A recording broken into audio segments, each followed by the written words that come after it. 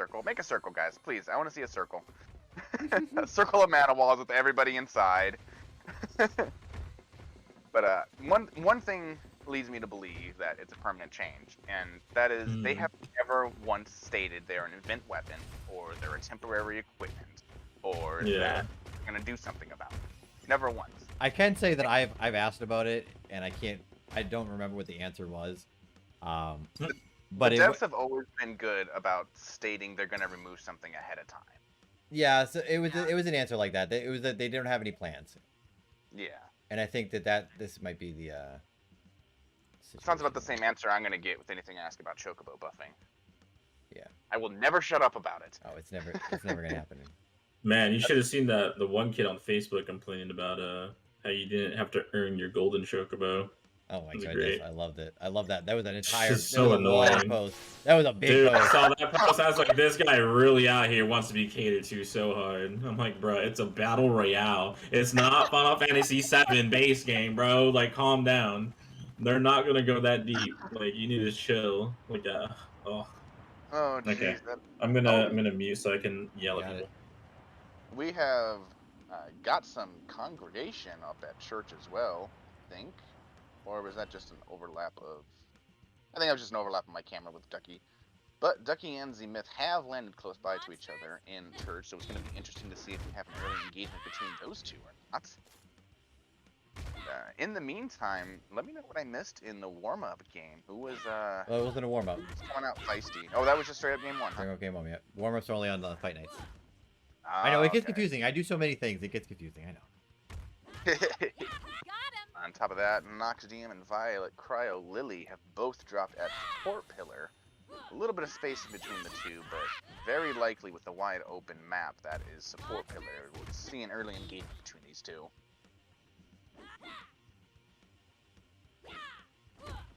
Everybody else has more or less gotten to their own spot.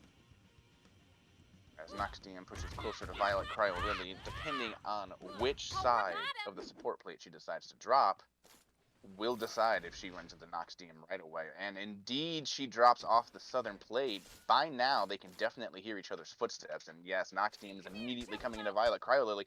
Cryo Lily is making it to the upgrade station inside of that building first, though, so very likely she'll have a power to melee. Nox DM making it away in there too, but a bio revealing that Violet has already left the building.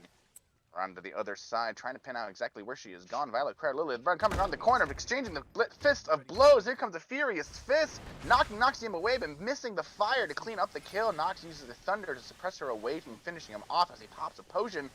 Cryo Lily moves through the building, and now they are stomping through the floor like an angry neighbor. And Nox's bio development had to mana. Yep. I mean, had a chakra wall out of it.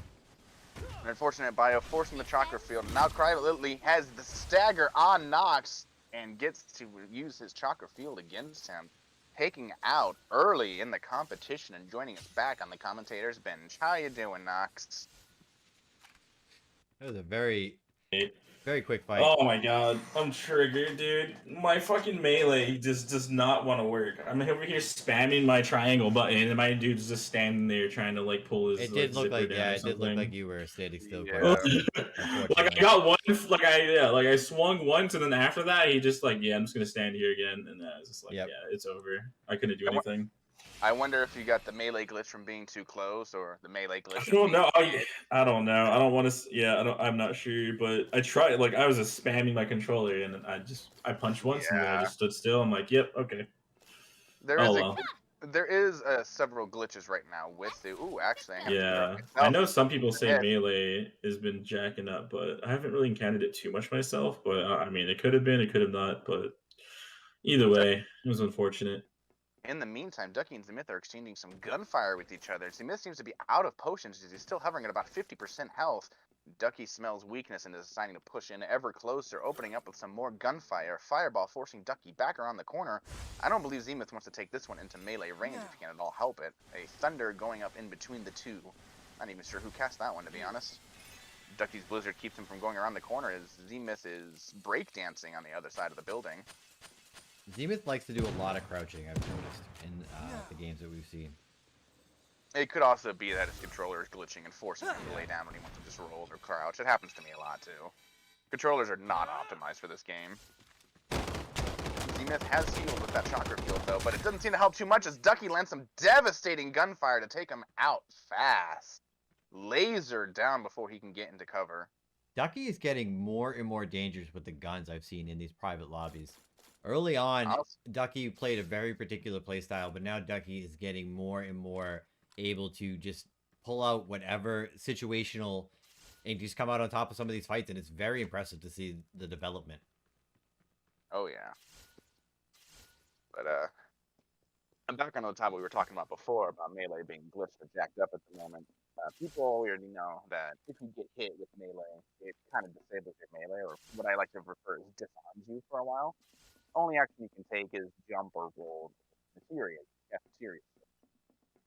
But whatever glitch is going on right now, sometimes when you get too close to other people, or sometimes when you take damage while you're meleeing, it locks out your meleeing, glitches you out, and keeps you from meleeing or pulling out your gun, or even casting a spell on controller for a good few seconds.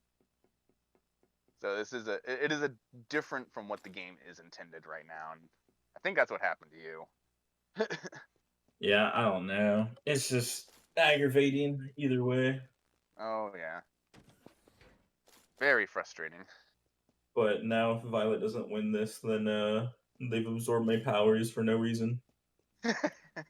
I'm gonna say that I'm like the basketball in Space Jam. All of my skills and power have now been absorbed into Violet, so may they be blessed. Oh man, I was going with an even more dated reference that maybe this is turning into a collab with Highlander. There you go. There can only be one. Ooh, Ghosh making his way to a very interesting location now. Seems to have picked up a fault in his previous spot. And very good blueprint.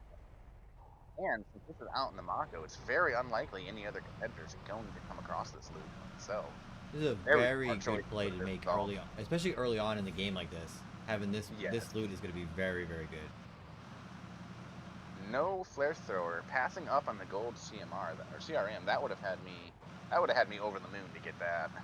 Yeah, I would definitely would have went with that.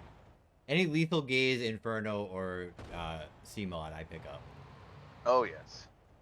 In the meantime, Ducky is driving into the zone. We have Karma taking aim at him. And the nearest Chocobo from survive. Doesn't look like he's going to be able to get a lot of damage there, but he is going to try and step this car down. Fortunately, Chocobo does not have the speed to keep up with a moving vehicle. But if I know Ducky, then one thing's going to happen soon. He's going to be right back to his serious Ducky ways. The Krovax takes down Soldier. Yes. Gets on the kill screen here. Now we have 3 kills total. Violet has 1, Ducky has 1, and Krovax has 1. Yes. Ducky and Karma farming hedgehog pies close by to each other. I wonder if Ducky's going to try and turn around and take that fight that he passed on before. Doesn't look like he really wants to, so I wonder how much loot he's been able to keep after having to leave from the churchyard after that fight. Meanwhile, Yinvan seems to have run into a little bit of a skirmish. Slowly loading up. He is... I'm assuming he was right above. Oh. Yes, Violet Cryo has jumped down, and Yinvan, who was waiting for them down by the upgrade station, has taken an ambush, getting a few punches on Cryo Lily and pushing her back with a bio and not letting her chase after. Another bio missing, unfortunately. We got poison clouds flying left and right as they're dancing around each other, landing a nice poison on Cryo Lily at that point, forcing the chakra field to come down early. Yinvan blows each other up with a fireball in his face. An interesting choice of events. Akir topping himself back off now, and he goes in for more punches. He comes down, knocks Cryo Lily out with the final pit of that combo.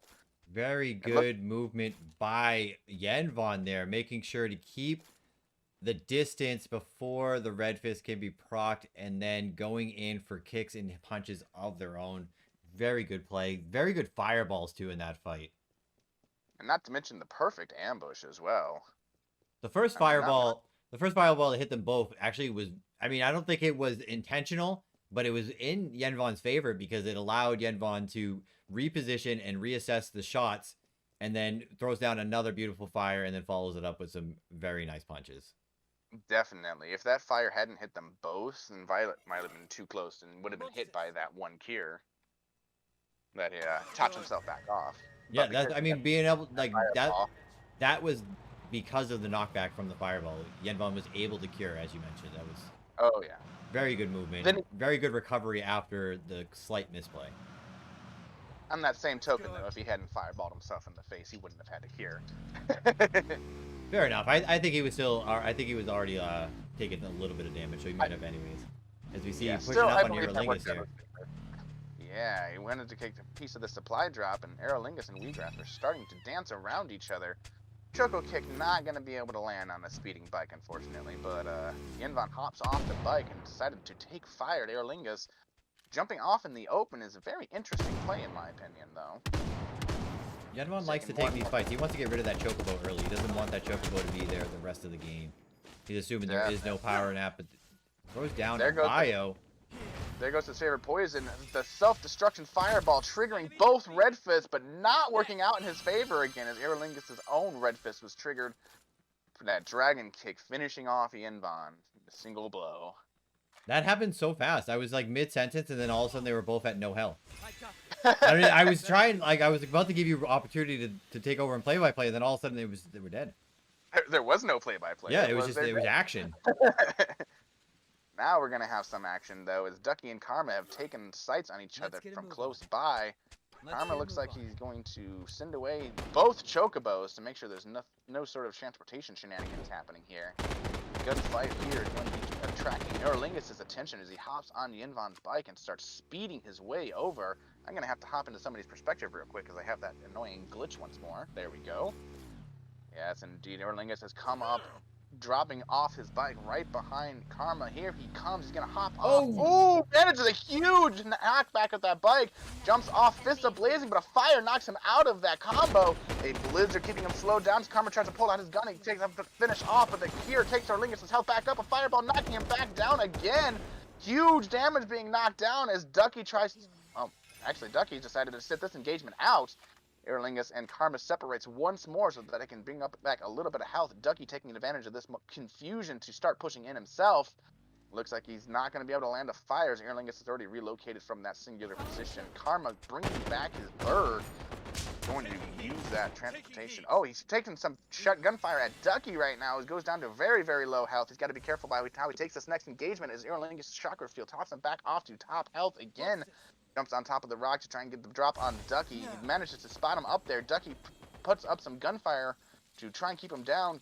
If he's not careful, Karma's going to start shooting at him soon, too. Yeah, being up top there for Aerolingus is risky. Down he drops past Blizzard, but he's not going to continue that engagement. Perhaps he's learned from Karma's fireball before not to try and just blindly punch at people. Climbs back on top of the rock as Ducky continues. You have circle moving as well. Yes. We are going to be pushed out of that, unfortunately. I've taken my mini-map off of my HUD from last game. The zone is going to be pushing these people out very soon here, though, so Aerolingus is going to have to make a decision about where he wants to go, because he is going to be the first one caught by that zone that's pushing in.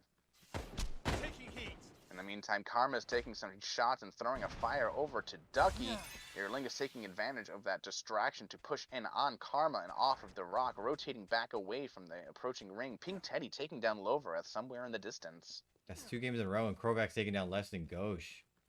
It's a shame he didn't find a flare thrower in there. That might have helped him out, although I'm not sure what happened. Take a look. Aerolingus has decided to pull away from this engagement. Ducky and Karma keep shooting at each other from afar.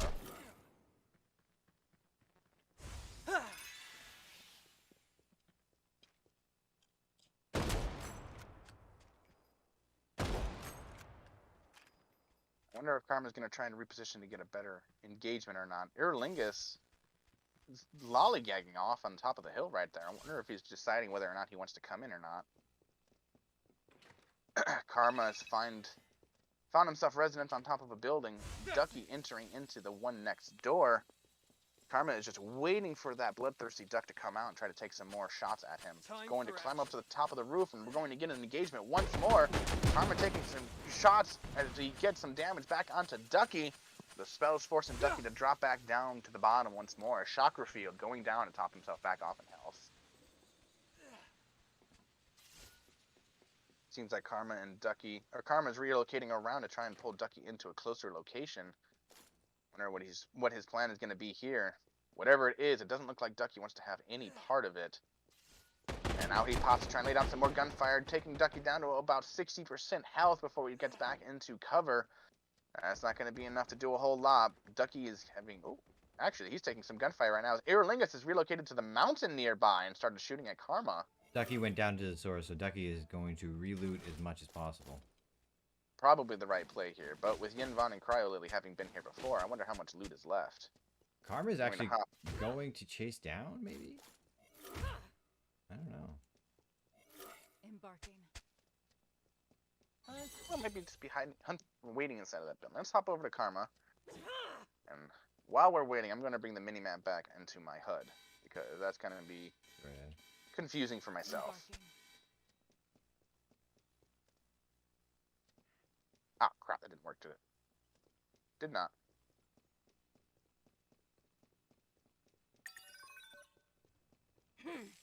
Okay, there we go. Now I can see some essential information. He does know that Ducky is immediately underneath him. He does not realize that Ducky is underneath him as he's confused by those footstep indicators. But Ducky has taken advantage Ducky of and Aerolingus, I believe. No, Ducky Ducky and Karma. No, sorry. Provex and Karma. No, who is this? Yeah, Krovax has find Aerolingus on top of the mountain, taking down his Chocobo. Aerolingus taking massive damage through Krovax and those deadly guns. Krovax knows that his strong point is outside of the melee range, so he's not going to try and get in there as much as possible. Taking fire, Pink Teddy. Yeah, Pink Teddy rides up in the distance and decides to hop off and join this specific party.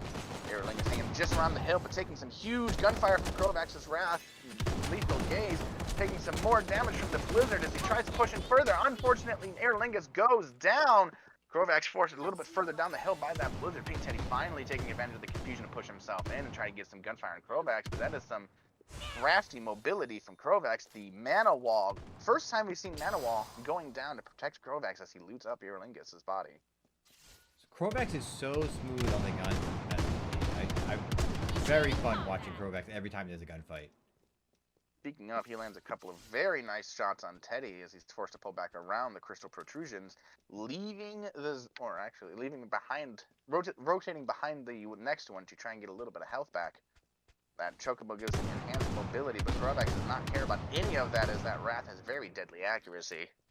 Now we touched on this a little bit in other matches, and it's the person that usually comes out on top, especially if we're doing like Fight Night where all the classes are mixed together, is the person that not only takes their playstyle in their class, in this case Monk, but also incorporates all of the other what's the word I'm looking for? Situational items of this game. And there's so many in this game, which makes it like, that's what I love about this game, is there's so much situational stuff that can happen and everything's always different.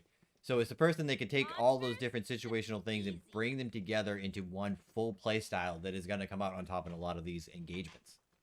And with the new accessories coming out, it's just going to be able to let people even more customize their play styles.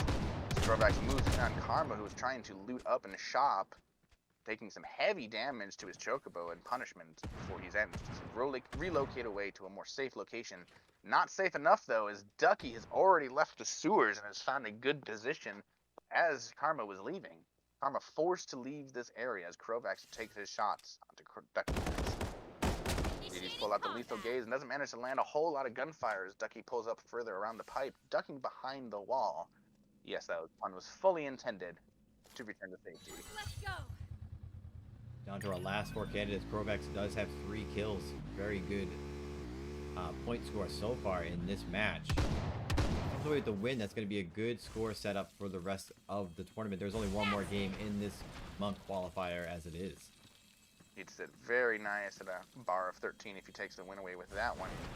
Even now, who knows if he can get more kills. Ducky moves in to take the engagement to a melee combat, hitting some good damage on Krovax, and both of them exchanging fireballs in return. Here tops off Ducky as Krovax pops a potion and is looking to try and get a few more gunshots off with that Wraith, poking through this little hole in the pipe.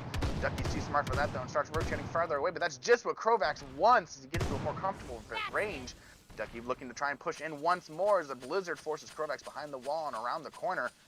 Ducky is having some issues pathfinding outside of there as he's trying to fake out Krovax's gunfire as much as possible, taking a huge fireball in return though, going in to try and get those punches. Here comes the punches. Managing to heal up a little bit more, but not enough as Red Fist is triggered with the good fireball. reaction. Single gunfire from that gunshot from that revolver is enough to finish the Duck. I actually think he went to the lethal gaze and just lasered him. Oh, was it? Yep. It was Either way. It was very impressive.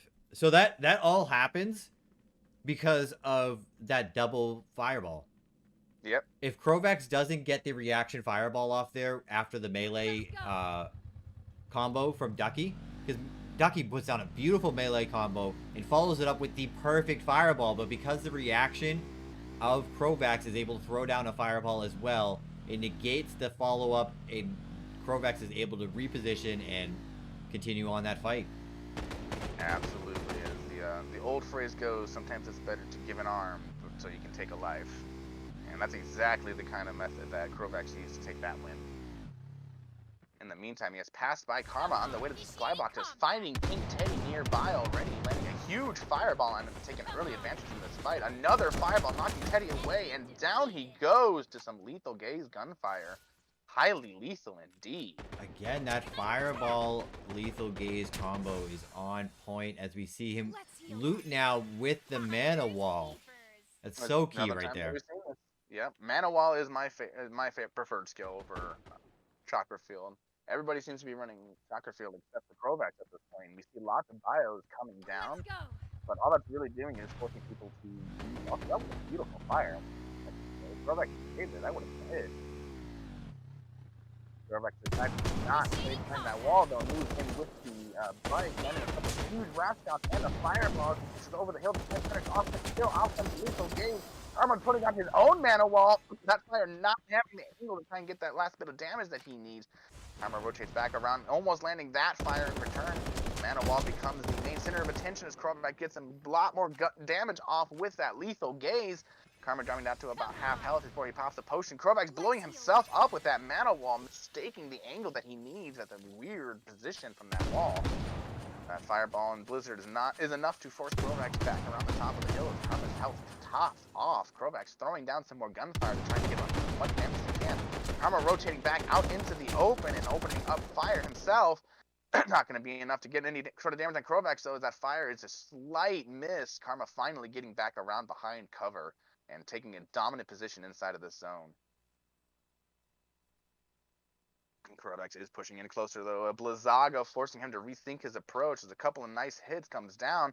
A mana wall keeping him protected out in the middle of the street, though, as Karma reloads and switches to a different weapon, taking some huge damage. Both of them landing some good fire on each other. Karma's Red Fist have just been triggered, and out comes the mana wall to try and regain some health before trying to take this into a melee engagement, I'm sure, as that Dragon Fist is deadly.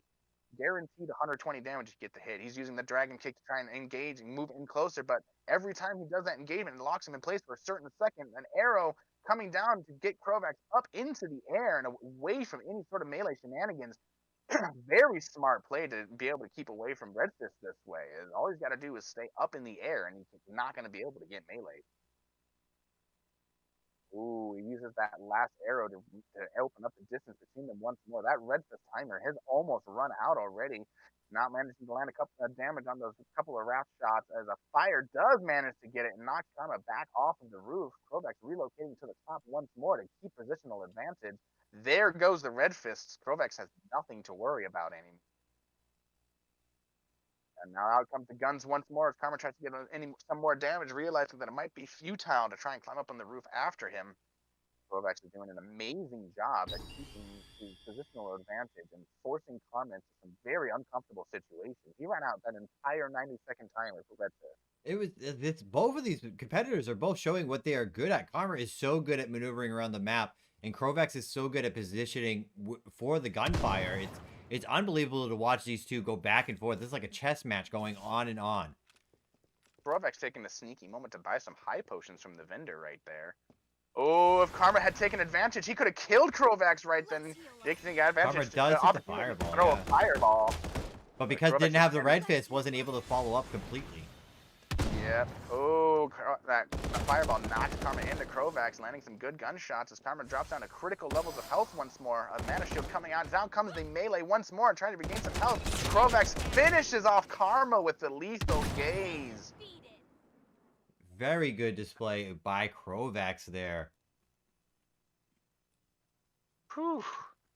Grovax has decided to bring a gun to a knife fight today, or a fist fight. Yeah, I mean, Worked out for him in this round. as we mentioned, it's all about, it's not just about the person that can use in this situation, the monk stuff to the best advantage, or last week, the warrior and ranger, or the ninja as we get into the next one. It's the person that can use these things in Final Fantasy VII, the first soldier.